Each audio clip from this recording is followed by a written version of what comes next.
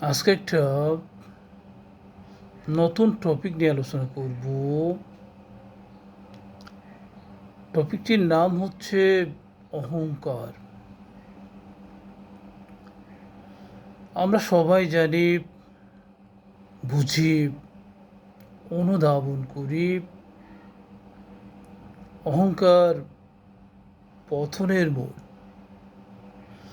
কিন্তু মাঝে মধ্যে আমরা এই নির্মম সত্য কথাটা বলে যাই। পৃথিবীতে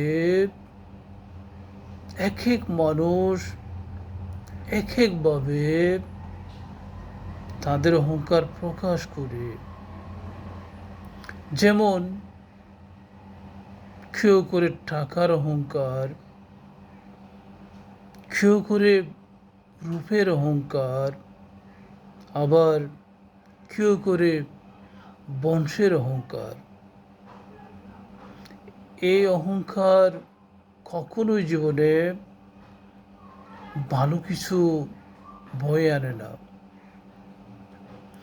তাই সকলের উচিত অহংকার পরিত্যাগ করে সমাজে সবার সাথে মিলেমিশে থাকা।